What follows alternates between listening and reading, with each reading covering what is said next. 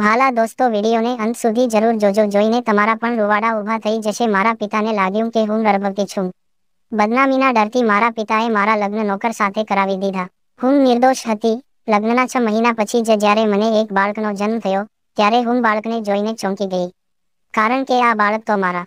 જ્યારે હું કોલેજથી થાકીને ઘરે આવી ત્યારે પિતાને ઘરે જોઈને હું આશ્ચર્યચકિત થઈ ગઈ, કારણ કે પિતા આ સમયે ઓફિસમાં રહેતા હતા. આટલી ગરમ બપોરે તે કેમ ઘરે આવ્યા? ગરમી અને પરસેવાના કારણે મારી હાલત ખૂબ જ ખરાબ હતી. પપ્પાએ મારી સામે ઊંડે સુધી જોયું, જાણે તેઓ મારી પાસે કાંઈ જાણવા માંગતા હોય. મારી સામે ખૂબ જ વિચિત્ર રીતે જોઈ રહ્યા અને પૂછવાનું શરૂ કર્યું, માનસી, તને કોલેજથી આવવામાં આટલો સમય કેમ છે લાગ્યો? મારા પિતાની વાતથી ચોંકીને ઉઠીને હું તેમની સામે બેસી ગઈ અને કહેવા લાગી કે આજ કોલેજમાં એક્સ્ટ્રા ક્લાસ હતો, તેથી મને ઘરે આવતા મોડું થયું. પપ્પાએ મારી સામે માથાથી પગ સુધી જોયું અને કહેવા લાગ્યા, બસ આટલી જ વાત. મને તેની આ પૂછવાની રીત ગમતી ન હતી, પણ આ કોઈ નવી વાત નહોતી. ઘણા વર્ષોથી હું તેના વ્યવહારથી પરેશાન હતી. ભાગ્યે જ મારી વાત માનતા. તેના પ્રશ્નોનો એવા હતા કે જાણે હું તેમનાથી કંઈક છુપાવી રહી છું. મેં કહ્યું, પપ્પા, આટલી જ વાત હતી. મારી સાથે ડ્રાઈવર હોય છે, તમે એને પૂછી શકો છો. મને કોલેજમાં લઈ જનાર ડ્રાઈવર 24-25 વર્ષનો યુવાન હતો. તેનું નામ આલોક હતું. પપ્પાને તેના પર ઘણો વિશ્વાસ હતો. પહેલા તેના પિતા અમારી કામ કરતા હતા. તેઓ ખૂબ જ શરીફ લોકો હતા. જ્યારથી હું કોલેજ જવાનું શરૂ કર્યું ત્યારથી આલોક મને લાવવાની જવાબદારી લેતો હતો. આટલું આશ્વાસન આપ્યા પછી પિતાજીએ કોઈક રીતે મારી વાત માની લીધી. તેણે કહ્યું કે રૂમમાં જઈને ફ્રેશ થઈ જા, પછી ચાલો સાથે બેસીને જમીએ. મારા પિતાની આ વાત મને બિલકુલ પસંદ ન હતી. કહેવા માટે તે મારા પિતા છે, પણ પ્રેમ કરે છે તે કહેવું તો દૂરની વાત છે. તેઓ મારી સાથે ખૂબ જ કડક વર્તન કરતા હતા. તે મારી દરેક નાની નાની વાત પર નજર રાખતા હતો. તે રાત્રે મારા રૂમમાં ઘણી વખત ચક્કર લગાવતા હતા. ખબર નહીં કેમ પપ્પાને મારા પર વિશ્વાસ ન આવતો. જ્યારે મારો ગુસ્સો થોડો ઠંડો થયો ત્યારે હું ફ્રેશ થઈને બહાર જમવા માટે ડાઇનિંગ ટેબલ પર બેસી ગઈ. પપ્પા વારંવાર મારી સામે જોઈ રહ્યા હતા. એવું લાગતું હતું કે તે મને કંઈક કહેવા માંગે છે. મેં તેને ઘણી વાર પૂછ્યું, આખરે વાત શું છે? પણ તેણે મારી વાતનો કોઈ જવાબ ન આપ્યો. જ્યારથી માં આ દુનિયા છોડીને ગયા છે ત્યારથી પપ્પાએ મોટી કરી. મારી જ માતાનું અવસાન થયું ત્યારે હું લગભગ 10 વર્ષની હતી, પણ હવે હું 17 વર્ષની હતી. પપ્પા હંમેશા મારી સાથે કડક રહેતા. તેના આ વ્યવહારથી હું મારા જ ઘરમાં ગુંગળામણ અનુભવતી. કોલેજમાં મારી એક મિત્ર શ્વેતા સાથે મારી ગાઢ મિત્રતા હતી. ક્યારેક હું તેના ઘરે જતી. તેનો એક ભાઈ હતો, આશુતોષ. જ્યારે હું શ્વેતા સાથે ઘરે પર જતી ત્યારે આશુતોષ પણ અમારી સાથે વાત કરતો. ક્યારેક આશુતોષ શ્વેતાને કોલેજમાં મૂકવા આવતો. તેને જોઈ મને લાગે કે તે મને પસંદ કરે છે. તે સારો છોકરો હતો, પરંતુ મારા પિતાના ડરથી હું પ્રયત્ન કરતી હતી કે તેનાથી દૂર રહું. પરંતુ મારું નસીબ ખરાબ હતું. મને ખબર નથી કે તે શું હતું. મારા પિતા મારી પાછળ મારી કોલેજ આવ્યા અને મને આશુતોષ સાથે વાત કરતા જોઈ. પપ કોલેજમાં કેમ આવ્યા તે ખબર નહોતી, પણ તે દિવસથી મારું જીવન વિનાશકારી બની ગયું હતું. ગુસ્સે થયેલા પિતાએ મને કારમાં બેસાડી અને તેમની સાથે ઘરે લઈ ગયા. પપ્પા મારી કોલેજમાં આવવા જવાનું બંધ કર્યું. તેમને શંકા હતી કે મારા આશુતોષ સાથે સંબંધ છે. મેં મારા પિતાને ખૂબ સમજાવવાનો પ્રયત્ન કર્યો, પરંતુ પિતાએ મારી વાત સાંભળી અને ગુસ્સામાં મને કહેવા લાગ્યા, તે મારો વિશ્વાસ તોડ્યો છે.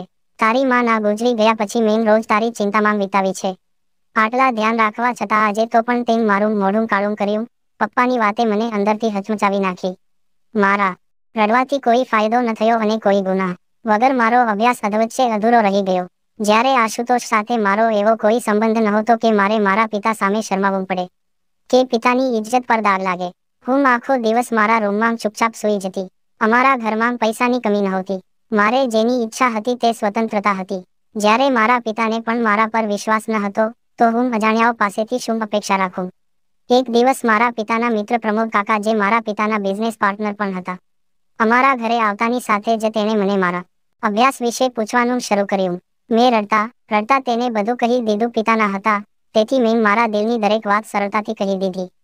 તેણે મને કહ્યું, ચિંતા ન કર, તારા પિતા સાથે વાત કરીને હું તારો અભ્યાસ ફરી શરૂ કરાવીશ. પ્રમોદ કાકાની વાત સાંભળીને મને થોડો સંતોષ થયો, કારણ કે પિતા પ્રમોદ કાકા જે કહેતા તે બધું સ્વીકારતા. કોક દિવસ પ્રમોદ કાકા વાત કરતા પહેલા મારા જીવનમાં નવો વળાંક આવ્યો. એક દિવસ રાત્રે હું ગાઢ નિંદ્રામાં સૂતી હતી કે પિતા અચાનક મારા રૂમમાં આવ્યા. ત્યારે મારા મોબાઈલની રિંગ વાગી હતી. પછી પિતાએ મારો મોબાઈલ ઉપાડ્યો અને ફોન પર આશુતોષ હતો. તેણે મને આ અંગે પૂછપરછ કરવા માટે ફોન કર્યો હતો કે તેને ખબર હતી કે તેના કારણે મારો અભ્યાસ બંધ થઈ ગયો છે. જ્યારે તેને મારી મિત્ર શ્વેતા પાસેથી આ વિશે જાણ થઈ, ત્યારે તેને ખરાબ લાગ્યું અને તરત તેને ફોન કર્યો. પરંતુ પિતાએ તે ફોનનો પણ ખોટો અર્થ કાઢ્યો. તેઓ વિચારતા હતા કે મારો આશુતોષની સાથે ખરેખર સંબંધ છે. મારા પિતાએ મારો મોબાઈલ પણ છીનવી લીધો અને મને રૂમમાંથી બહાર જવાની મનાઈ કરી. ત્યારબાદ હું રૂમમાં બંધ રહેતી હતી. ક્યારેક પ્રમોદ કાકા આવે ત્યારે મારા રૂમમાં મને મળવા આવતા. તે મને સમજાવતા કહેતા, બસ થોડા દિવસો રાહ જોઈ લે. હું તારા પપ્પાને તારા અભ્યાસ માટે મનાવીશ. હજી આ બધી વાતને 2 દિવસ પણ વીત્યા ન હતા અને પપ્પા મારા રૂમમાં આવ્યા અને કહ્યું કે તું હવેથી મારા રૂમમાં સૂઈશ. હું યુવાન છોકરી હતી. મારા પિતા સાથે સૂવું મારા માટે શરમજનક હતું. મેં મારા પિતાને કહ્યું, હું મારા રૂમમાં ઠીક છું. મારી વાત સાંભળીને પપ્પાએ ગુસ્સામાં કહ્યું કે રાત્રે તને રૂમમાં મળવા કોણ આવે છે? પિતાજીના આવા શબ્દો સાંભળીને મારી આંખમાં આંસુ આવી ગયા અને રડતાં રડતાં કહ્યું, તમારી દીકરી પર એક વાર તો વિશ્વાસ કરો. પપ્પાએ કહ્યું, મારાથી થઈ તેટલો ભરોસો મેં કર્યો છે, પણ આજથી તું મારા રૂમમાં જ સૂઈશ. તે દિવસથી પિતાએ તેમના રૂમમાં મને સૂવવાનું શરૂ કર્યું.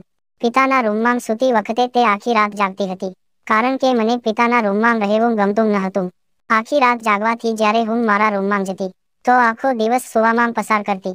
હજી તે વાતને 3 મહિના વીતી ગયા હતા અને અચાનક મારી તબિયત બગડવા લાગી. એવું લાગ્યું કે મારું માથું ભારે થઈ રહ્યું અને મને ચક્કર આવી રહ્યા છે. પપ્પાએ મારી બગડતી તબિયત જોઈ કે તરત જ તેમને ખાતરી થઈ ગઈ કે હું પ્રેગ્નન્ટ છું. મારી હાલત જોઈને પિતાએ મને ગુસ્સામાં કહ્યું, જો તારા ખોટા કામનું પરિણામ અમારી સામે આવી ગયું છે. અમને જે ડર હતો તે થયું. તું તે છોકરા સાથે ફોન પર ખાલી વાત ન કરી, પણ તે અમારા પરિવારની ઇજ્જત બગાડી નાખી. હવે અમારે મોઢું ક્યાં બતાવવું? પિતાજીની આ વાતો સાંભળીને મારા માથા પર આકાશ પડ્યું. બદનામી ડરથી પપ્પા ન તો મને હોસ્પિટલ લઈ જવા માંગતા હતા અને ન તો મારી કોઈ વાત પર વિશ્વાસ કરતા હતા. આ બધું થયા પછી પિતાજીએ તરત ફોન કર્યો. પ્રમોદ કાકાને ઘરે બોલાવીને તેમને પણ આ સમાચાર જણાવ્યા. આ સમાચાર સાંભળીને પ્રમોદ કાકા પણ હવે અસ્વસ્થ થઈ ગયા અને મારી સામે જોઈને બોલ્યા, માનસી, પહેલા મને લાગતું હતું કે તારા પપ્પાને કોઈ ગર્લફ્રેન્ડ છે, પણ તે તો તેની ઇજ્જત માટીમાં ફેરવી નાખી. તારા પિતા વિશે એકવાર પણ વિચાર્યું નહીં. પ્રમોદ કાકાએ મારા પપ્પાને સલાહ આપી કે જો તને લાગે છે તારી દીકરીએ ખોટું કર્યું છે, તો રાત તેના લગ્ન કરાવી દે, જેથી આ બાળકને પિતાનું નામ મળી જાય અને આ વાત છુપાયેલી રહે અને તારી બદનામી ન થાય. પ્રમોદ કાકા આવું કરશે એવી મને અપેક્ષા નહોતી. મને લાગ્યું કે કદાચ તે મારી વાત સમજી જશે. પપ્પા અને પ્રમોદ કાકા જ્યારે આ બધી વાતો કરતા હતા, એટલે આલોકે બંને માટે ચા બનાવીને લાવ્યો. આલોકને તેની સામે જોઈને પપ્પાએ અચાનક તેને પૂછ્યું, માનસી સાથે લગ્ન કરીશ? મારા પિતા પાસેથી આ સાંભળીને હું ચોંકી ગઈ. મારા પિતા આ નોકર સાથે લગ્ન કેમ કરાવી શકે? મેં તો ગુનો નથી કર્યો અને હું ગર્ભવતી પણ નથી. આલોકે મારી સામે જોયું, ધીમેથી કહ્યું, સાહેબ, તમે કેવા પ્રકારની વાતો કરો છો? હું માનસી મેડમ છે, સાથે લગ્ન કેમ કરી શકું? પપ્પાએ આલોકને સમજાવ્યું કે જો તે માનસી સાથે લગ્ન કરશે તો તે તેની આખી જિંદગી બદલી નાખશે અને તેના માતા પિતાની તમામ જરૂરિયાતો પણ પૂરી કરશે. પિતાની સમજાવટ પછી આલોક મારી સાથે લગ્ન કરવા રાજી થયો અને પછીના 1-2 દિવસમાં મારા આલોક સાથે લગ્ન કરી દીધા. હું ઈચ્છતી ન હોવા છતાં પણ લગ્નને ના પાડી શકતી નહીં થઈ ગયા પછી પિતાએ તેને ભેટમાં ફ્લેટ લઈ આપ્યો. લગ્ન મેં આલોકને મારા પતિ બનવાનો અધિકાર આપ્યો ન હતો. અમે લોકો અલગ રૂમમાં રહેતા હતા. હું તેની સાથે જરૂરી જ વાત કરતી હતી અને પોતાને રૂમમાં બંધ કરી દેતી હતી. આલોકને મારાથી કોઈ ફરિયાદ ન હતી. તે હંમેશા મને ખુશ કરવાનો પ્રયાસ કરતો હતો. અમારા લગ્નને 2 મહિના વીતી ગયા. ધીમે ધીમે મારી તબિયત બગડવા લાગી અને મારું પેટ કહેવા લાગ્યું કે હું પ્રેગ્નન્ટ છું. પરંતુ મને હજુ પણ ખાતરી નહોતી કે હું પ્રેગ્નન્ટ છું, કારણ કે મારી નજરમાં મેં કંઈ ખોટું કર્યું ન હતું. તો મેં કેવી રીતે ગર્ભવતી હોઉં? પણ ડોક્ટરને બતાવ્યું તો ખબર પડી કે હું 5 મહિનાથી ગર્ભવતી છું. આ સાંભળીને મને ઝટકો લાગ્યો કે મેં તો કંઈ જ કર્યું નહોતું, તો આ બાળક મારા પેટમાં કેવી રીતે આવ્યું? ઘરે આવ્યા પછી આલોક મારી પહેલા કરતાં વધુ કાળજી લેવા લાગ્યા. તે મને હંમેશા ખુશ રાખવાનો પ્રયત્ન કરતા. તેનો આવો પ્રેમ જોઈને હું પણ ધીમે ધીમે તેના પ્રેમમાં પડી ગઈ, કારણ કે મેં મારી જિંદગીમાં પહેલીવાર એવી વ્યક્તિ જોઈ હતી જે મારી દરેક વાત સાંભળતી હતી અને કોઈ પણ સ્વાર્થ વગર મારી આગળ પાછળ ચાલતો હતો. આલોકે મારા પેટમાં રહેલા બાળક અંગે કોઈ પ્રશ્નો પૂછ્યા ન હતા. તેઓ દિલથી ખૂબ જ નિસ્વાર્થ હતા.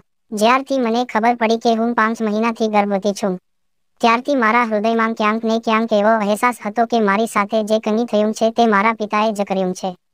જ્યારે આ બાળક મારા ગર્ભમાં રહ્યું ત્યારે લગ્ન પહેલા તે 3 મહિના મારા પિતાના રૂમમાં વિતાવ્યા હતા. આવા વિચારોમાં મારા દિવસો પસાર થઈ રહ્યા હતા. તે દિવસ પછી મારો 9મો મહિનો પૂરો થયો અને મને પેટમાં દુખાવો થવા લાગ્યો. મને ઝડપથી હોસ્પિટલ લઈ જવામાં આવી. હોસ્પિટલમાં ગયા પછી ખબર પડી કે પ્રસૂતિનો સમય આવી ગયો છે. થોડો સમય રાહ જોયા બાદ મેં એક દીકરાને જન્મ આપ્યો. જ્યારે ડોક્ટરે બાળકને બતાવવાનો પ્રયાસ કર્યો તો મેં મૌન ફેરવી લીધું.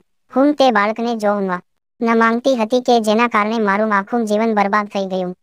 જ્યારે આલોકે જોયું કે હું બાળકને નફરત કરું છું તો તેણે ખૂબ જ પ્રેમથી બાળકને ખોળામાં લીધું અને તે બાળકની સંભાળ લેવાનું શરૂ કર્યું. હોસ્પિટલમાંથી ડિસ્ચાર્જ થયા બાદ અમે ઘરે આવ્યા. આલોક મારી અને મારા બાળકની દિલથી સંભાળ રાખતો હતો. તેને આવી રીતે જોઈને મેં ભારે આસ્થા સાથે પૂછ્યું, આલોક, તમે આટલા પ્રેમથી એક ગેરકાયદેસર બાળકને કેવી રીતે અપનાવો છો? અને તમને ખબર છે કે બાળક તમારું નથી? મારી વાત સાંભળી તે થોડીવાર ચૂપ રહ્યો અને પછી બોલવા લાગ્યો. માનસી, હું તમને ખૂબ પ્રેમ કરું છું. તમે આ બાળકને જન્મ આપ્યો છે. મને જેટલો તમારી સાથે પ્રેમ છે તેટલો આની સાથે પણ છે. મારા પ્રત્યેના તેમના પ્રેમની અભિવ્યક્તિ સાંભળીને હું સ્તબ્ધ થઈ ગઈ. બાળકને જન્મ થવા મહિનો થવાનો હતો, પરંતુ હજુ સુધી મેં બાળકને ખોળામાં લીધું નહોતું. આલોક જ તેની ધ્યાન રાખતો.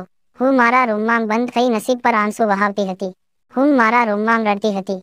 ત્યારે આલોક મારી પાસે આવ્યો અને મારી સાથે વાત કરવા લાગ્યો. કહ્યું, માનસીજી, હું તમારું આ દુઃખ જોઈ શકતો નથી. શું તમે જાણવા માંગો છો કે આ કોનું બાળક છે? એમના મોઢેથી આ સાંભળીને મેં આશ્ચર્યથી કહ્યું, હું જાણવા માંગુ છું. મને જલ્દી કહો, આલોક બોલ્યો. હું તમને બધું કહીશ, પણ આ માટે તમારે મને એક વચન આપવું પડશે. મેં કહ્યું, શું વચન? તેને કહ્યું, આ સત્ય જાણ્યા પછી તમે આ વાત તમારા હૃદયમાં દફનાવી દેજો અને કોઈને કહેશો નહીં. જો કોઈને ખબર પડે આ કોનું બાળક છે તો આપના બાળકના ભવિષ્ય પર ખૂબ જ ખરાબ અસર થશે. અને આમાં આ નિર્દોષનો શું વાંક છે? મારે કોઈ પણ સંજોગોમાં સત્ય જાણવું હતું, તેથી મેં આલોકને વચન આપ્યું કે ઠીક છે, હું તમે કહેશો તેમ કરીશ. આલોકના મોઢે સત્ય જાણ્યા પછી મારા પગ નીચેથી જમીન સરકી ગઈ. આ બાળકના પિતા એ વ્યક્તિ હતા જેના પર હું મારા કરતાં વધારે વિશ્વાસ કરતી હતી. મારા બાળકના પિતા પ્રમોદ કાકા હતા અને મારા પિતાની મિલકત હડપ કરવા માટે પ્રમોદ કાકાએ મારી સાથે આ બધું કર્યું હતું. પ્રમોદ કાકા શરૂઆતથી જ મારા પિતાને મારા વતી કાન ભરતા હતા. એટલે મારા પિતાને મારા પર વિશ્વાસ નહોતો. આલોકે જણાવ્યું કે જ્યારે તે ઘરે આવ્યો ત્યારે આલોક સિવાય કોઈ નહોતું. કદાચ એ દિવસે મને માથામાં સખત દુખાવો થતો હતો. મેં આલોકને ચા બનાવવા કહ્યું. ત્યારે અચાનક પ્રમોદ આવ્યો અને આલોકને પૂછવા લાગ્યો કે ચા કોની માટે બનાવશ? જ્યારે તેને ખબર પડી કે આલોક મારા માટે ચા બનાવતો હતો, ત્યારે તેણે આલોકને કોઈ અગત્યના કામથી કોઈ બહાને બહાર મોકલ્યો અને કહ્યું, તું જા, હું માનસીને ચા પીવડાવીશ. જ્યારે આવ્યું કે એક દિવસ પ્રમોદ મારા માટે ચા લાવ્યો હતો. મને ખબર નહોતી કે મારા પિતા આલોકે મને આ વાત કહી તો મને યાદ સમાન હોવા છતાં મારી સાથે આવું કરશે. મેં ખચકાટ વગર તેના હાથમાંથી ચા લીધી અને ચા પીધી. મને ઊંઘ આવતી હતી, પણ ઊંઘ આવતી નહોતી. ઉલટાનું હું બેહોશ થઈ ગઈ. આલોકે કહ્યું કે ત્યારે તેને કંઈક થવાની શંકા હતી. તેથી જ હું કામ પતાવીને વહેલો ઘરે આવ્યો અને ત્યાં સુધીમાં પ્રમોદ કામ પતાવીને તમારો રૂમ છોડીને શર્ટના બટન બંધ કરીને પોતાના ઘરે ચાલ્યો ગયો. પછી મેં પ્રમોદ અને તમારા પિતાની વાત પર ધ્યાન આપવાનું શરૂ કર્યું. તે જ તમારા પિતાને તમારી વિશે કાન ભરતો હતો. હું તમને અને તમારા પિતાને બધી વાત કહી શકત, પણ મને ખબર હતી કે નોકરની વાત પર કોણ વિશ્વાસ કરશે. અને જ્યારે તમારા પિતા તમારી સાથે કડક વર્તન કરે ત્યારે મને બહુ ખરાબ લાગ્યું. માનસીજી, હું ભલે તમારા ઘરનો નોકર કે ડ્રાઈવર હતો, પણ તમારી સાથે આવું બનતું જોઈને મારું દિલ દુઃખમાં આવી જતું. એમ કહો કે તમારી તકલીફ જોઈને હું તમારા પ્રેમમાં પડી ગયો અને જ્યારે તમારા પપ્પાએ મને કહ્યું કે તું માનસી સાથે લગ્ન કરીશ, ત્યારે હું રાજી થઈ ગયો. કારણ કે મને પૂરો વિશ્વાસ હતો કે તમને અપનાવી લેવાની સાથે હું તમારા બાળકને પણ અપનાવી લઈશ, કારણ કે હું તમને મારા દિલથી ચાહું છું અને આ નિર્દોષનો શું વાંક છે જેને સજા મળે એટલે હું પણ આ બધી વાતો કહેતો હતો. ત્યારે ગાઢ નિંદ્રામાં સૂતેલા મારા પુત્રએ આંખ ખોલી અને રડવા લાગ્યો. આલોક જબરદસ્તી બાળકને મારા ખોળામાં બેસાડ્યો અને મારું હૃદય મમતા સાથે તડપ્યું અને મેં તેને ગળે લગાવી રડવા લાગી. મેં કહ્યું, આલોક, મેં તમને વચન આપ્યું હતું કે હું આ વાત કોઈને નહીં કહીશ. તે જ રીતે તમે મને વચન આપો કે તમે આ બધું મારા પપ્પાને કહેશો, જેથી તેમને પણ ખબર પડે કે જેણે તેમની દીકરી સાથે અન્યાય કર્યો તે કોણ છે. તે મારા પર શંકા કરે છે, પણ તેની દીકરી ખોટી નથી, પણ તેનો સૌથી નજીકનો મિત્ર ખોટો છે જેના પર તે પોતાના કરતાં વધારે વિશ્વાસ કરે છે. આલોક બોલ્યો, પણ તમારા પપ્પાએ આ વાત કોઈને કહી તો? એટલે મેં આલોકને કહ્યું, પપ્પા આ વાત કોઈને નહીં કહે. હું પિતાજીને સમજાવીશ. મારા માટે નહીં, પણ મારા બાળક માટે. હું તેમને એટલું જ કહેવા માંગુ છું કે તેઓ પણ સત્ય જાણે. આલોકે એ જ વખતે પપ્પાને ફોન કર્યો અને તેને બોલાવી સમગ્ર સત્ય કહ્યું.